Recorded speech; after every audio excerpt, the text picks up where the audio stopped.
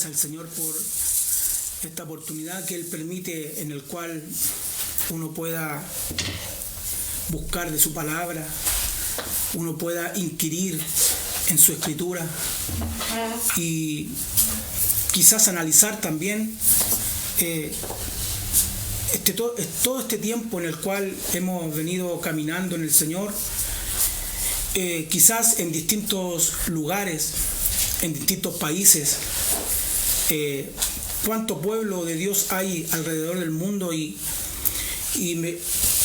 día me gustaría que pudiéramos realmente meditar porque con todo lo que está viviendo el mundo en general, nuestro país, yo me acordaba de una figura que hay en el tránsito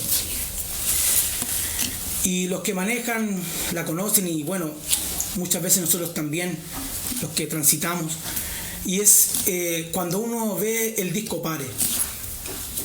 Y para la ley el disco pare es realmente un detenerse, es un parar el caminar. ¿Para qué?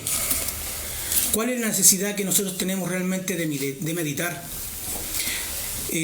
Quizás cuánta necesidad también hay en las vidas, en nuestra propia vida, que hoy en día dice que a mayor necesidad hay más opciones incluso de buscar alimentación.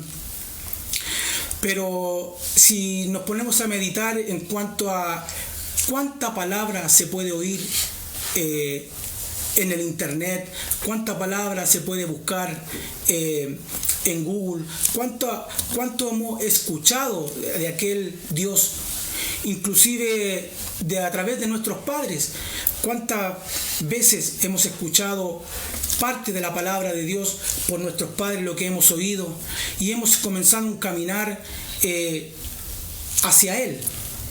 Pero de todo lo que se dice, de todo lo que se habla, de todo lo que podemos escuchar, realmente más que el escuchar a otro por algún tipo de plataforma, sino que mi vida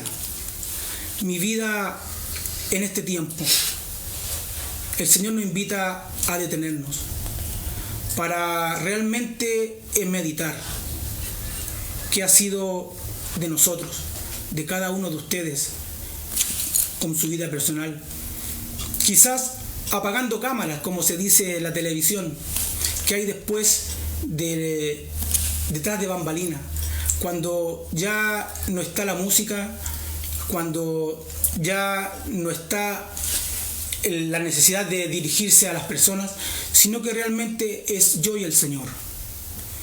Y me acordaba de que en aquel tiempo, cuando en Génesis el hombre estaba con Dios, pero hubo una situación en la cual Dios sacó al hombre de su presencia. Y hemos tenido tiempo, inclusive podemos analizar de la Escritura, tiempos de oscuridades, donde el hombre ha tomado la posición de Dios. Y lo vemos en la Torre de Babel, cómo quiso engrandecer su nombre para llegar a lo más alto, aquel pensamiento que no viene solamente del hombre, sino que aquel que fue primero antes que los hombres, que quiso tomar el trono de Dios. Y lo que quiero que veamos hoy, hermanos, es que realmente, ¿qué hemos oído? ¿Hemos oído la voz de Dios? ¿Realmente hemos comido su palabra? Porque no el que estemos en un lugar, en una congregación, quiere decir que realmente estemos escuchando palabra de Dios. Y si ustedes me pueden acompañar a Segunda de Crónicas, vamos a ver algo importante que se veía en el antiguo tiempo. Y por eso le invito a meditar hoy en día. Si podemos analizar la iglesia contemporánea en estos tiempos. Dice así el 2 de Crónicas capítulo 15. En el versículo 1 dice: vino el Espíritu de Dios sobre Azarías, hijo de Obed, y salió al encuentro de Asa y le dijo: oídme, Asa y todo Judá y Benjamín. Jehová estará con vosotros si vosotros estuvierais con él, y si le buscareis, será hallado de vosotros, mas si le dejareis, él también os dejará. Y miren cómo estaba la iglesia en aquel tiempo, el pueblo de Dios en aquel tiempo. Muchos días ha estado Israel sin verdadero Dios y sin sacerdote que enseñara y sin ley. ¿Cómo puede estar el pueblo que se dice ser de Dios sin Dios? Es algo que ha venido durante mucho tiempo y nos podemos dar cuenta que podemos estar en una iglesia, podemos estar en una congregación, pero realmente, como dice Efesios capítulo 4, ajenos de la vida de Dios. Y nuestra vida se ha ido forjando, se ha ido formando, quizás en un lugar, pero realmente esa palabra, esa voz que necesitamos para alimentar nuestras vidas, está en nuestro interior, ha sido meditada, ha sido guardada en el corazón.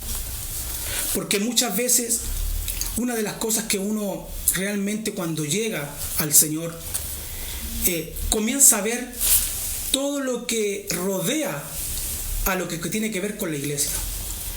Y uno se empieza a inmiscuir en todo lo que se hace en el lugar, se le empieza a enseñar todo lo que se debe hacer, toda la rutina que genera un culto al Señor. Pero ¿cuánto de todo eso es realmente importante en cuanto a equilibrarlo con la palabra? ¿Cuánto mi vida realmente no ha estado ajena a la voz del Señor? Que a veces nos dirigimos cada uno como quiere. Y lo podemos ver inclusive en Jueces, en el capítulo 21, cuando dice: y no había rey en Israel, y cada uno hacía lo que bien le parecía. O sea, no hay Dios.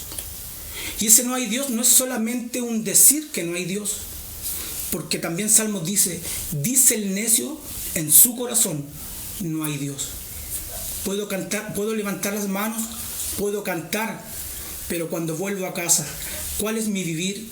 ¿Cuál es mi realmente caminar? Dios. Aquí Isaías 55, versículo 6 nos dice: buscad a Jehová mientras pueda ser hallado. Si dice buscad es porque no está. No ha estado. Hay que ir en busca de Él para poder realmente obtener lo que es necesario para la vida. Y no estar envueltos en las cosas que tienen que ver solamente con lo terrenal. Porque si me acompañan a Lucas, miren en Lucas capítulo 1. En Lucas capítulo 1.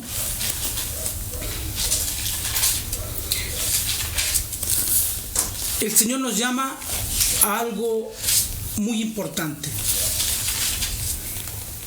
Y dice Lucas capítulo 1, versículo 1: puesto que ya muchos han tratado de poner en orden la historia de las cosas. Muchos, escuchamos mucha palabra en todo lugar y muchos han querido ordenar o poder decir cómo son las cosas, que entre nosotros han sido ciertísimas, tal como nos lo enseñaron los que desde el principio lo vieron con sus ojos y fueron ministros de la palabra. Me ha parecido también a mí, después de haber investigado con diligencia todas las cosas desde su origen, escribístelas por orden, oh excelentísimo Teófilo, para que conozcas bien la verdad de las cosas en las cuales has sido instruido. Hemos sido instruidos en todo lo que tiene que ver con las cosas de la iglesia. Pero ¿qué tal de conocer la verdad? Una cosa es estar en las cosas de Dios y otra cosa totalmente distinta es conocer a Dios de las cosas. Por eso Isaías nos decía, buscad. Es necesario que le conozcamos. Es necesario que nos acerquemos. Porque cuánto de lo que vivimos realmente ha sido palabra de Dios para nosotros y ha cambiado nuestras vidas. En Jeremías capítulo 23,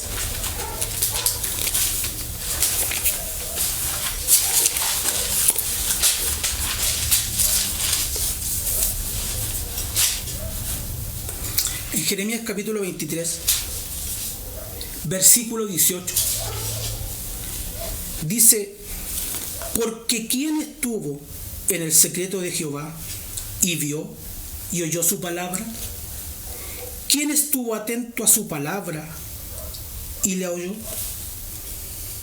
¿Quién realmente ha estado en su secreto para inquirir, como lo hizo Lucas, que diligentemente inquirió para conocer ya no las cosas, sino que el creador de las cosas? Aquel creador que puede dar vida a lo que está muerto. Entonces el Señor nos llama a que podamos ir en pos de Él. Pero ese ir en pos de Él tiene un costo que hay que pagar. Un costo que muchas veces nuestra vida no quiere aceptar. Porque ¿cuántas veces el Señor dice en su palabra que debemos obedecer, pero nuestra conveniencia, nuestra humanidad hace que realmente obedezcamos a lo que queremos obedecer y a lo que no nos importa lo vamos dejando de lado? Pero ¿cuánto de todo lo que oímos es realidad en nuestra vida? A veces buscamos para hacer un sermón, para poder contestar una pregunta a nuestros hijos. A veces buscamos libros, documentales, videos que nos hablen acerca de Dios. Pero el Señor dice, ¿quién estuvo en el secreto? No es realmente el libro el que nos puede enseñar. Él dice que Él nos enseñará. Hay que estar en su secreto para poder oír lo que Él dice. Y esa palabra pueda generar, actuar en la vida. Entonces nos damos cuenta que desde el antiguo tiempo el Señor decía al pueblo, volveos a mí, porque el pueblo se apartó de Él, gustando de quizás todos los beneficios que el Señor hacía, pero nunca realmente anhelando aquella palabra verdadera, nunca anhelando el poder conocerle, el poder realmente intimar con Él, esa intimidad que se tiene en el cual uno está solamente con Él. Veamos en Marcos capítulo 3.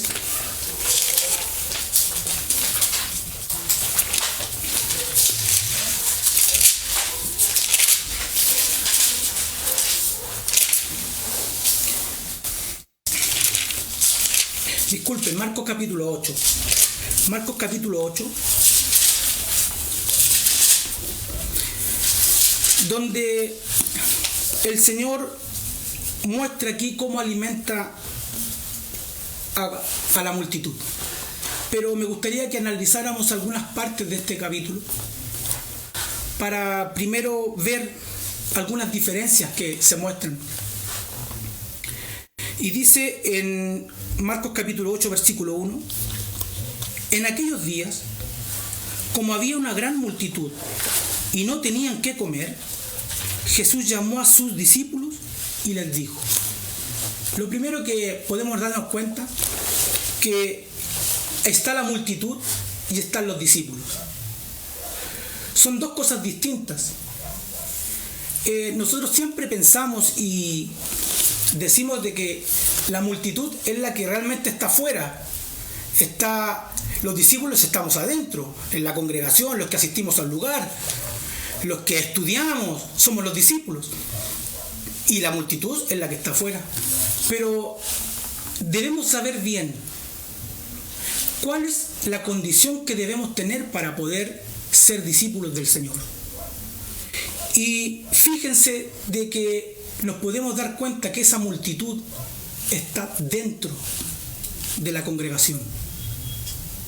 Y miren, acompáñenme aquí a Éxodo capítulo 12 para que veamos realmente por qué el Señor separaba lo que era multitud de discípulos. Sabemos que en Éxodo 12 el Señor saca al pueblo a través de la Pascua para llevarlo a la tierra que Él había prometido. Y juntamente con el pueblo, miren lo que también pasa. Versículo 37, Éxodo 12, versículo 37. Partieron los hijos de Israel de Ramasés a Sucot, como 600,000 hombres de a pie, sin contar los niños. También subió con ellos grande multitud de toda clase de gentes y ovejas, muchísimo ganado. Así que sale el pueblo, pero también con ello sale una gran cantidad de multitud, tal como lo dice Números capítulo 11, versículo 4, que dice que la gente extranjera que se mezcló. Por ende, lo que hay es una mezcla. ¿Cómo entonces nuestra vida, si tuviéramos que analizar nuestra vida? Para ser discípulo, Él dice que hay que estar en su secreto. Marcos 3 dice que Él, cuando llamó a los 12, lo primero que les dijo es para que estuvieran con Él. Luego para ir a predicar, para hacer sanidades, pero parece que nosotros pasamos por alto esa palabra. Y queremos venir al Señor y queremos predicar, queremos ir y sanar enfermos, queremos tener autoridad, pero ¿qué tal de estar con Él? Que es para lo primero que el Señor nos llama. Entonces, ¿cómo nosotros analizar nuestra vida? Si seremos discípulos o seremos parte de la multitud. Si volvemos a Marcos capítulo 8, dice: en aquellos días, como había una gran multitud y no tenía qué comer, Jesús llamó a sus discípulos y les dijo: tengo compasión de la gente, porque ya hace 3 días que están conmigo y no tienen qué comer. Entonces yo me preguntaba, ¿cómo podemos estar con el Señor y no tener que comer? Aquí dice que llevaban 3 días con Él. A veces pienso, y casi siempre cuando hacemos retiro lo hacemos por 3 días y tratamos de apartarnos. Pero ¿cómo estar con el Señor y tener hambre? ¿Qué es lo que me quiere decir el Señor? Entonces, el Señor estaba aquí con ellos en el desierto, donde el desierto uno sabe que no hay para dónde sacar, pero estando con Él sí realmente hay alimento. Lo que pasa es que nuestra vida, al estar en su secreto, tiene que apartarse de esa comida que tanto muchas veces anhelamos nosotros, la comida del mundo, la comida que el mundo nos ofrece, que es tan apetitosa para la carne. Pero debemos realmente apartarnos. O sea, es como dice aquí en el versículo 2: tengo compasión de la gente, porque ya hace 3 días que están conmigo y no tienen que comer. Y si los enviares en ayunas a sus casas, se desmayarán en el camino, pues algunos de ellos han venido de lejos. Quiere decir que cuando más me acerco al Señor, ayuno del mundo. ¿Qué quería enseñar el Señor estando con Él y no tener que comer? En mismo Números capítulo 11, versículo 5 dice que ellos deseaban la comida de Egipto. Nos acordábamos de las cebollas, nos acordábamos de la carne. Y ahora tenemos solamente este maná. Ellos anhelaban lo que habían dejado en el pasado. Pero parece que no era tan pasado, sino que estaba en su corazón. Habían salido caminando desde Egipto, pero su corazón había quedado allá. Para venir al Señor, realmente hay que ayunar. El Señor nos manda a estar con Él. Y el estar con Él significa que nosotros nos apartemos de todo lo que este mundo nos puede ofrecer. Ese es un costo que muchas veces no queremos sobrellevar. Y lo podemos también inclusive leer cuando dice en Lucas 14 que el que quiere venir a mí y no deja padre, madre, hermanos, hijos y hasta su propia vida. Quizás para algunos cuando se casan dejan padre y madre, pero ¿qué tal cuando Él dice hijos? Y más que hijos, tu propia vida. Nuestros deseos, nuestros anhelos, ¿para qué? Para venir a comer de Él. Para dejar esa comida que realmente no alimenta, sino que podemos darnos cuenta que la comida que da Él realmente alimenta la vida. Y dice aquí en el versículo 4, sus discípulos le respondieron, ¿de dónde podrá alguien saciar de pan a estos aquí en el desierto? O sea, la incapacidad que uno tiene de poder dar palabra que pueda saciar a la multitud, ya sea a la congregación, ya sea a nuestros propios hijos, nuestras propias familias. Una palabra quizás que realmente no ha sido comida por nosotros ni entendida. ¿De dónde podrá sacar? Y el Señor le enseña aquí, en el desierto. Acompáñenme a Deuteronomio capítulo 8.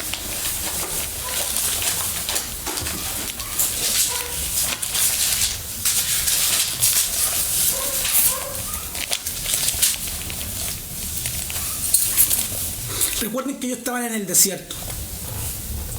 ¿Qué les quería enseñar el Señor?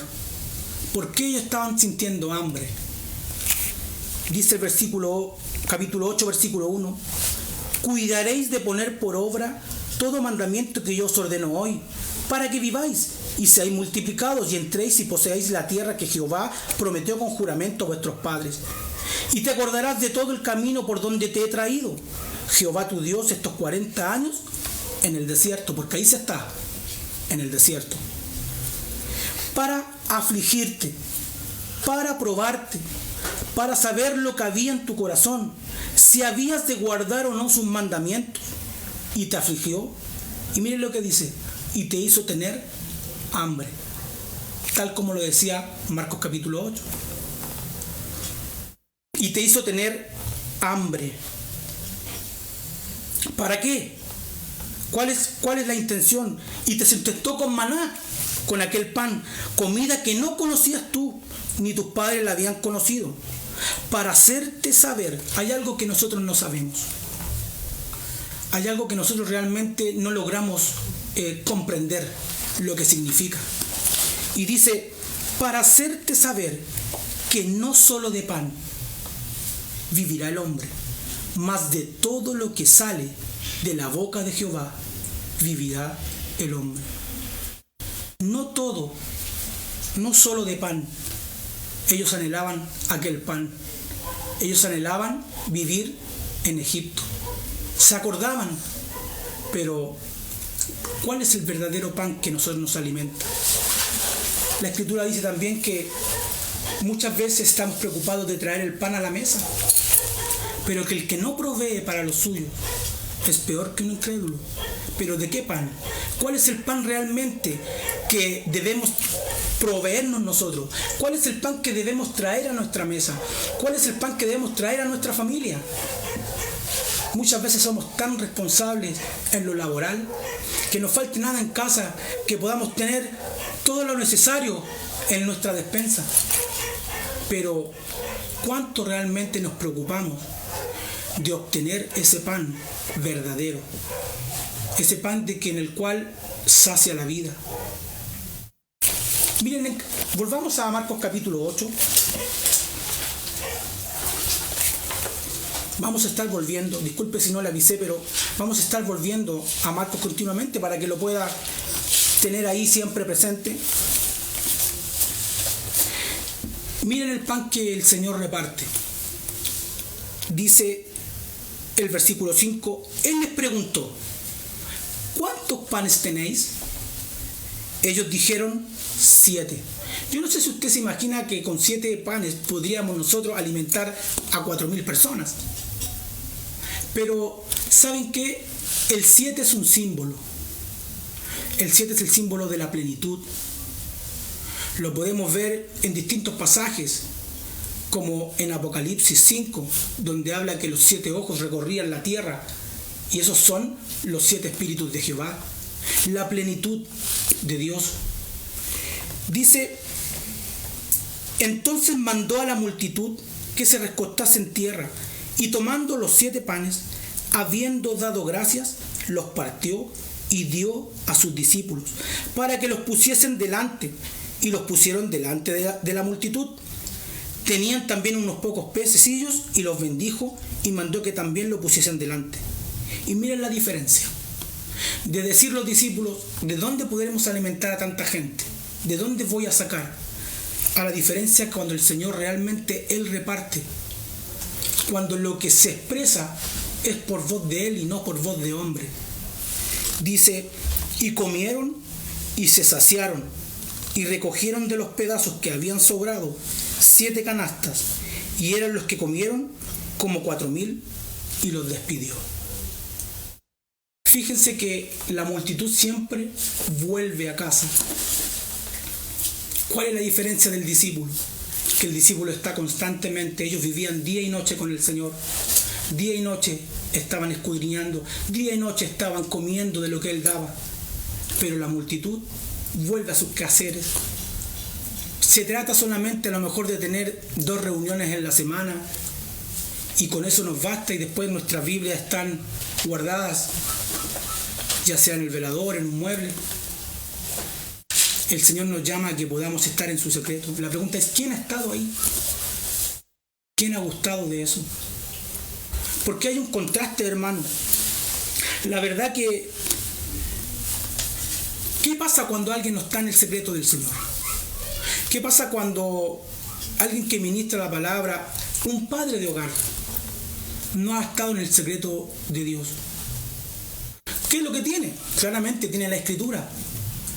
Pero recuerden que el Señor decía que a la multitud se le hablaba por parábolas, más a los discípulos, a ellos era el reino. Entonces, ¿dónde estamos? ¿Realmente hemos podido gustar? Ya no de la figura, ya no de lo que se hace como rito, sino que realmente conocer el verdadero pan que es de vida, el pan que lo da Él, ese pan espiritual, ya no terrenal. Entonces, poder realmente ver que hay un contraste en esto. Y miren, si ustedes me pueden acompañar aquí en Marcos 13, perdón, 8:13, dice así: y dejándolos volvió a entrar en la barca y se fue a la otra ribera, habiendo olvidado de traer pan, y no tenía sino un pan consigo en la barca. Y él mandó diciendo: mirad, guardaos de la levadura de los fariseos y de la levadura de Herodes. Y discutían entre sí diciendo: ¿es porque no trajimos pan? Imagínense el Señor hablando, pero nuestra mente siempre recogiendo lo que tiene que ver con lo terrenal. ¿Será que no trajimos pan? Y él dice: guardaos de la levadura. Los que han tenido la oportunidad quizá en este tiempo de cuarentena de poder hacer pan en sus casas, vemos que cuando a la masa se le echa levadura, esa masa crece, la leuda, la fermenta y crece. Pero, ¿qué es lo que quiere decir la levadura? ¿Qué realmente el Señor quería mostrar con decirle a los discípulos que tuvieran cuidado? Porque cuántas cosas se oyen. De lo que se oye, ¿cuántos realmente han recibido, han estado en el secreto de Dios para poder oír primeramente? Para poder entender primeramente. Porque cuánto de lo que hay puede ser que realmente sea dicho por la multitud. Porque la multitud, cuando salió con el pueblo, también vio que Dios partió el mar, también vio que Dios lo alimentó, vio cómo el Señor los cubrió con una nube de día y con una columna de fuego en la noche. También lo vieron. Pero, ¿cuál es la diferencia entonces? Y veamos acerca de la levadura. Primera de Corintios, capítulo 5.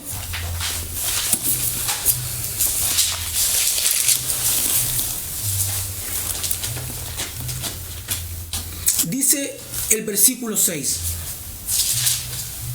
¿no es buena vuestra jactancia? ¿No sabéis que un poco de levadura leuda toda la masa? Versículo 8: así que celebremos la fiesta no con la vieja levadura, ni con la levadura de malicia y de maldad, sino con panes sin levadura, de sinceridad y de verdad. Así que la levadura, ¿qué vendría siendo? Imagínense que está mostrando que no es buena la jactancia, la malicia, la maldad. Me parece que el Señor empieza a descubrir realmente lo que hay en el interior del hombre, lo que el corazón contiene. Entonces, ¿por qué hay que tener cuidado? Porque ¿qué hace el hombre? El hombre toma la palabra de Dios y le pone levadura, le pone de sí mismo. Entonces, ¿eso qué hace? Leuda la masa, que ya no es lo mismo que la masa original. De hecho, la masa es mucho más liviana con levadura que sin levadura. Se hace más liviana al comer. También en Lucas dice que la levadura era símbolo de la hipocresía de los fariseos. Y el Señor siempre atacó esa hipocresía en ellos. Pero si me acompañan acá a Mateo capítulo 16, nos damos cuenta que el Señor a los discípulos realmente le explicaba, le abría las escrituras, le daba a entender lo que ellos querían decir. Dice en Mateo capítulo 16, versículo, el 1 dice: vinieron los fariseos y los saduceos para tentarle. Miren, yo no sé si uno pudiera pensar, si quizás nosotros en conocimiento escritural nos acercaríamos un poco a los fariseos. Cuando el Señor detalla en Mateo 23 y dice: en la cátedra de Moisés se sientan los escribas y fariseos. Quiere decir que ellos eran conocedores de la escritura, conocían los versículos, conocían la Torá, conocían los pasajes bíblicos. Pero la pregunta es, ¿realmente eso les fue de tan beneficio a ellos? Porque si vinieron para tentarle, quiere decir que por más que predique, por más que conozca la escritura, no eran discípulos. Y el Señor dice aquí en Mateo capítulo 16, versículo 6: y Jesús les dijo: mirad, guardaos de la levadura de los fariseos y de los saduceos. Ellos pensaban dentro de sí, diciendo: ¿esto porque no trajimos pan? Y entendiéndolo, Jesús les dijo: ¿por qué pensáis dentro de vosotros, hombres de poca fe, que no tenéis pan? ¿No entendéis aún ni os acordáis de los 5 panes entre 5,000 hombres y cuántas cestas recogisteis? ¿Ni de los 7 panes entre 4,000 y cuántas canastas recogisteis? ¿Cómo es que no entendéis que no fue por el pan que os dije que os guardéis de la levadura de los fariseos y de los saduceos? Entonces entendieron que no les había dicho que se guardasen de la levadura del pan, sino de la doctrina de los fariseos y de los saduceos. ¿Cuál era la doctrina que tenían ellos? ¿Cuál era el caminar que ellos llevaban? Fíjense que ellos siempre buscaban la jactancia. Andaban con su filacteria, como dice en Mateo 23, que era una cajita con los rollos de la escritura debajo del brazo, mostrando, queriendo que lo llamen maestro, buscando ese reconocimiento. Pero el Señor nos dice que tengamos cuidado, porque esa actitud, ese pensar así, es de hombre y no es de discípulo del Señor. Fíjense que los discípulos siempre fueron menospreciados. Decía: usted es sensato, nosotros insensatos. Usted es rico, nosotros pobres. ¿Cuál realmente ha sido la actitud del Señor? Él, teniéndolo todo, hermanos, se despojó y vino en pos de nosotros, dejando todo lo que Él es. Él es rey.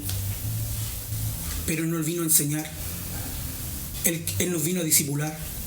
Él vino a dar su palabra para que nosotros realmente conozcamos la verdad de las cosas.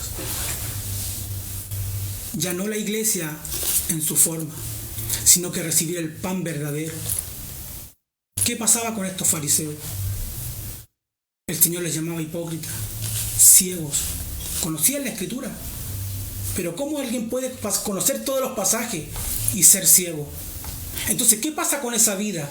Que no ha estado en el secreto, que conoce la palabra de Dios porque la ha leído, pero no ha comido del pan que Dios da. ¿Qué pasa con ellos? Miren, veamos un ejemplo aquí en Isaías capítulo 28.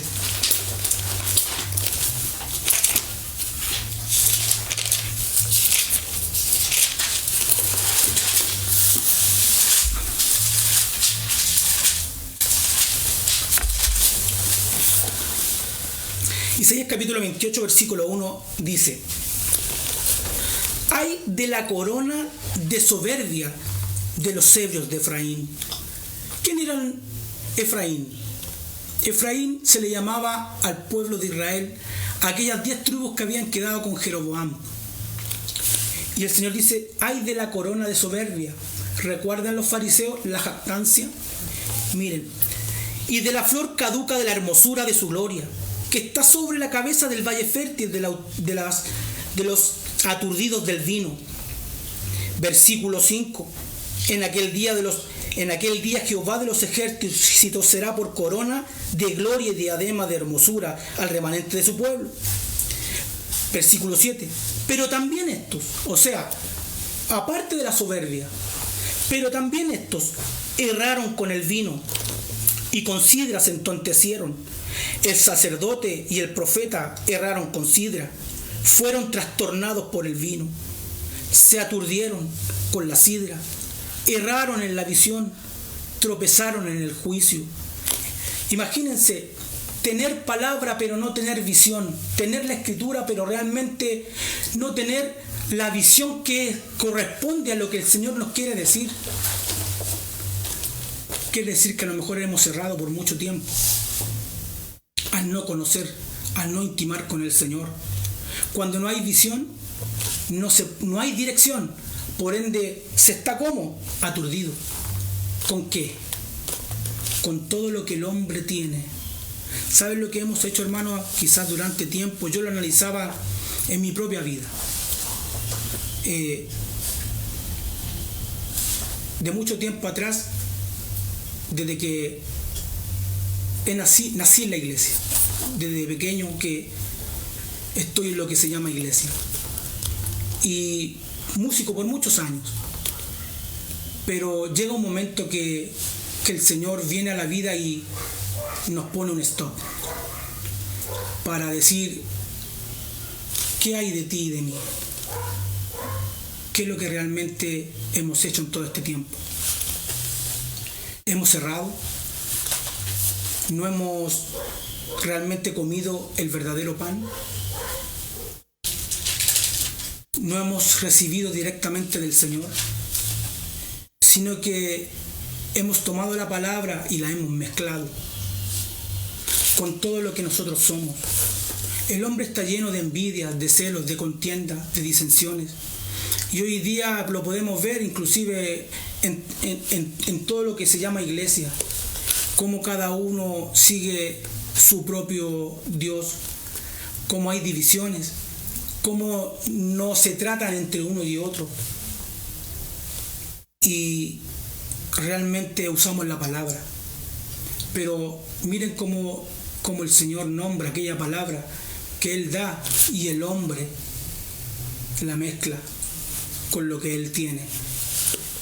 Dice el versículo 8: porque toda mesa está llena de vómito y suciedad hasta no haber lugar limpio. ¿Cómo el vómito? Imagínense, disculpe la palabra, pero eso no alimenta a nadie. Eso es una mezcla. Es como cuando el Señor mostró en el ciego de nacimiento, en Juan capítulo 9, y le muestra cuál es su ceguera. Y Él saca saliva y y lo unta con barro y lo pone en los ojos. La saliva simbolizando lo que sale de la boca de Dios, mezclado con el hombre. Eso hay en los ojos. No hay visión, hay ceguera. ¿Cómo entonces podremos dirigirnos? ¿Cómo podremos guiarnos en estos tiempos donde cada vez va de mal en peor? Nuestros hijos, quizás cuando estén grandes, ¿cómo ellos van a poder guiarse si realmente no hemos comido del Señor para darle el verdadero pan y no para traspasarle tradiciones, no para traspasarle formas, sino que ellos conozcan al Dios de las cosas, que podamos comer de aquel pan para que no sea vómito lo que le demos, sino que sea una palabra verdadera. Primera Reyes decía que la olla estaba con muerte, la comida estaba con muerte, porque estaba mezclada. Que podamos analizar, hermanos, realmente qué ha sido de nuestra vida. A veces queremos hacer muchas cosas por otros, pero pensar de que cuánto es lo que necesitamos nosotros primeramente. Primeramente el llamado a estar con Él individual. Primeramente yo, para poder conocer, para poder comprender, para poder vivir en lo que el Señor quiere. Y ¿saben qué? Mire, si de todo lo que dije no fue tan claro, quizás, me gustaría que con esta ilustración el Señor nos mostrara la necesidad que hay hoy en día en cada vida de poder estar en su secreto para comer el verdadero pan. En Lucas capítulo 24,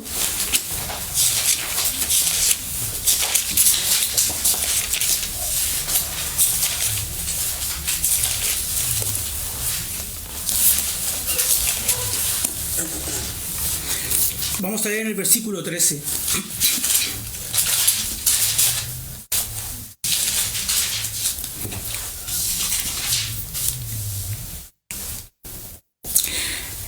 Aquí póngase usted. Nosotros lo vamos a leer, pero nos imaginamos a dos discípulos del antiguo tiempo. Pero usted ponga su nombre aquí, con alguien más. Y aquí, dos de ellos iban el mismo día a una aldea llamada Emaús, que estaba a 60 estadios de Jerusalén, e iban hablando entre sí de todas aquellas cosas que habían acontecido, porque nos damos cuenta de que uno se envuelve siempre en las cosas. Sucedió que mientras hablaban y discutían entre sí, Jesús mismo se acercó y caminaba con ellos, mas los ojos de ellos estaban velados para que no le conociesen. Y les dijo: ¿qué pláticas son estas que tenéis entre vosotros mientras camináis? ¿Y por qué estáis tristes? Respondiendo uno de ellos, que se llamaba Cleofas, le dijo: ¿eres tú el único forastero en Jerusalén que no ha sabido las cosas en que ellas han acontecido en estos días? ¿Eres tú el único realmente que no has escuchado lo que se dice, lo que se predica? Entonces él le dijo: ¿qué cosas? Y ellos le dijeron: de Jesús Nazareno, que fue varón profeta, poderoso en obra y en palabra delante de Dios y de todo el pueblo. En pocas palabras, le empezaron a predicar al mismo Jesús. Versículo 25. Entonces él les dijo: oh insensatos y tardos de corazón para creer todo lo que los profetas han dicho de mí. ¿No era necesario que el Cristo padeciera estas cosas y que entrara en su gloria? Y comenzó desde Moisés y siguiendo por todos los profetas, les declaraba en todas las escrituras lo que de él decían. Quizás estos discípulos, ¿cuánto tiempo escucharon? Oyeron, leyeron, pero el Señor comenzó en este día a decir que las escrituras realmente, ese pan era Él. Ese solo pan que estaba en la barca era Él. El verdadero pan. Él dijo: yo soy el pan de vida que descendió del cielo. El pan que realmente debemos gustar es la vida del Señor. Ese pan que sacia el alma. Ese pan que realmente alimenta. Y dice, llegaron a la aldea donde iban. Y él hizo como que iba más lejos, como diciendo, yo sigo para probar. Fíjense que el Señor cómo los va probando. Mas ellos le obligaron a quedarse diciendo, quédate con nosotros porque se hace tarde y el día ya ha declinado. Entró pues a quedarse con ellos. Fíjense, él llamaba a los discípulos así, para que primero estuviesen con él. ¿Y qué es lo que pasa cuando alguien está? ¿Qué pasa cuando uno está realmente con el Señor? Ya no de oídas, como dijo Job, sino que ya estar con el mismo Señor en esa intimidad, en ese secreto.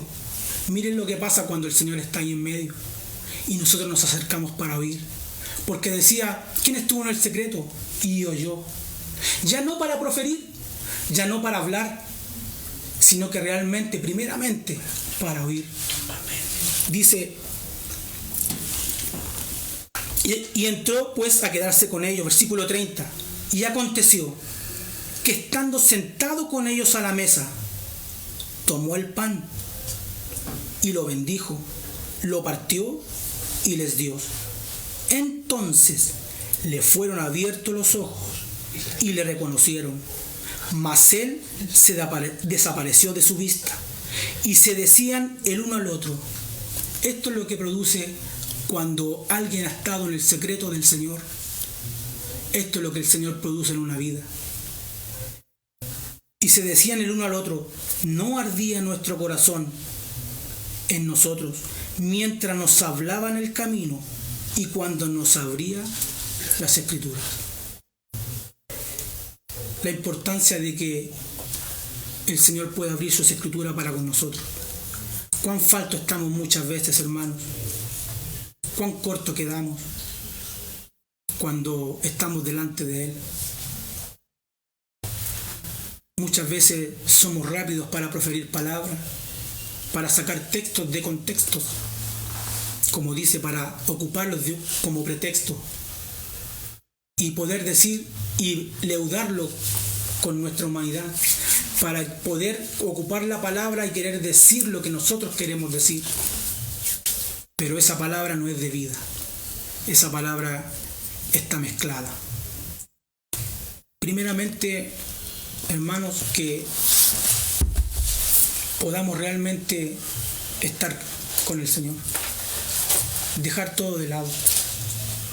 El Señor nos insta a ir en pos de Él para que volvamos realmente a la verdad, conozcamos la verdad, podamos inquirir en su palabra para que Él tenga misericordia y nos pueda abrir las Escrituras y darnos a entender lo que antes no entendíamos y tomarnos por discípulos para poder aprender, para poder tener guianza de Él, para poder tener vida, para poder realmente cuando nuestras esposas, nuestras familias, nuestros hijos quizás quieran consultar acerca de la palabra, poder tener pan guardado, pero no aquel pan que es solamente una lectura, no aquel pan como lo usaban los fariseos, que lo usaban para su propia cuenta, en un corazón realmente enaltecido, jactancioso, de soberbia, sino que realmente sentir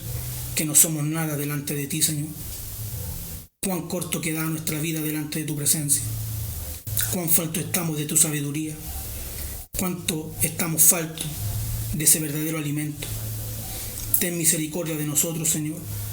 Y en este alto que hacemos en el día de hoy, quizás el mundo va en este círculo y la iglesia también se sube y seguimos, pero ha llegado el momento quizás, Señor, de que meditemos en nuestros hogares de cómo ha sido nuestra vida.